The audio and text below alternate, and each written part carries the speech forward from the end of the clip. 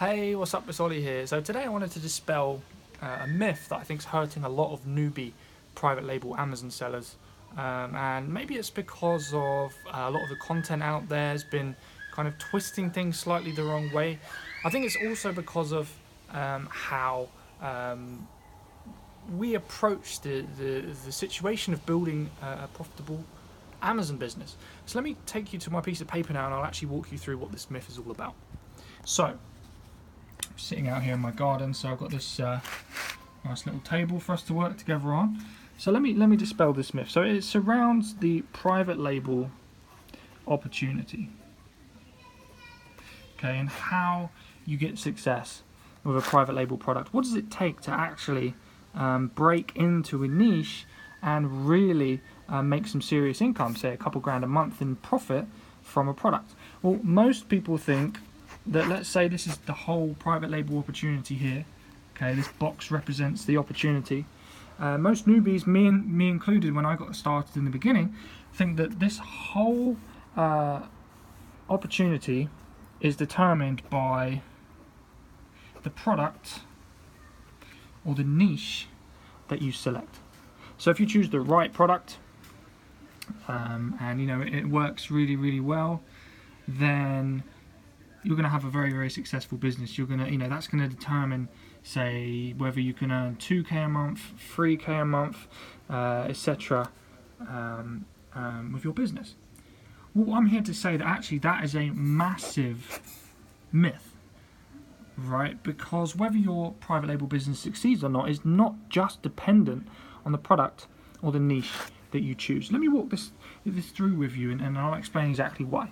So, instead of thinking about the opportunity as if it's just about picking out number one product that's going to be really hot, high levels of demand, low levels of competition, and all that good stuff, I want you to think about it like this. Okay, so choosing the right product, sure, it's definitely important, but it's really only 30% of the equation.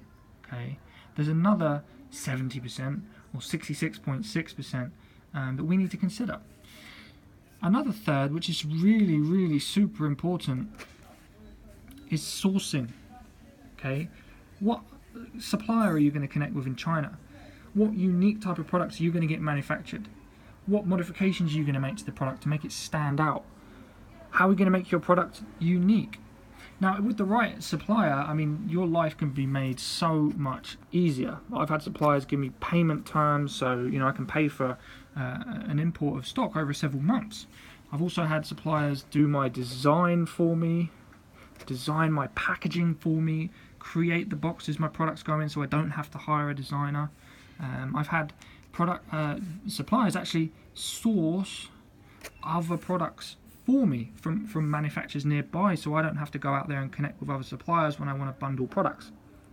Okay, so if you can get your sourcing right, you can have a bad product and you can actually still make money.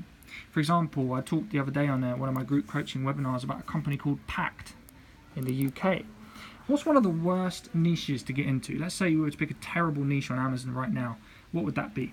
Well, one of them is coffee. Okay, it's one of the most cutthroat, competitive niches on the planet. There's so many brands selling coffee. There's so many different types of coffee you can buy. It's a saturated, horrible marketplace to get into. Pact came along with the idea of sourcing beans directly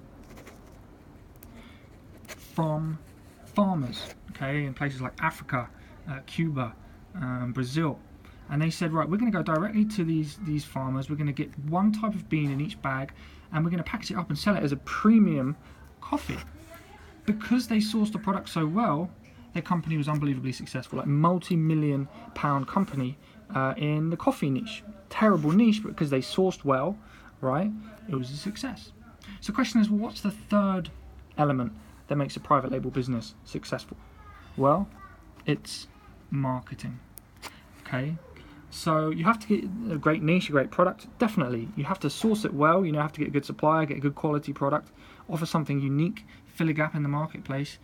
But in addition to that, you have to market it well. I've had clients with amazing product opportunity, sourced the perfect good quality product, filled a gap in the marketplace, but their marketing has been off. And they've sent their product into Amazon, it's sitting there, it should be really, really successful. They've had no sales. Okay, I make, say, 1 or 2 tweaks to their listing, to their sponsored ads, change their marketing a tiny bit, and it skyrockets to 10 sales per day. In addition to this, I've had terrible products, okay? Let's say his product out of 10 was like a 2. Sourcing, it wasn't okay, but you know, the product, I didn't do anything special with the sourcing. It was just as good as the other products in the marketplace. Didn't really fill a gap in the marketplace, so maybe a 3. But my marketing was so on point. I created such a good listing. I did such powerful campaigns to get products to sell that the product was unbelievably successful, and to this day still makes me around £1,000 a month. So I hope this makes you feel a little bit less stressed about the product research process. If you screw up the product research process, don't choose the perfect product. Or if somebody else is sourcing the same product as you, that's only 1/3 of the equation. They're not going to be sourcing the same product as you from the same manufacturer, filling the same gap. They're not going to be marketing it in the same way, building the same listing, using the same strategies to get it to sell. Okay? So remember, you need all of these things to make a successful Amazon business and a successful private label business. So here's the thing, if you want to, we can book in an Amazon accelerator call. Well, this is basically a free call where we will talk one-to-one and I'll help you build a plan to build your Amazon business.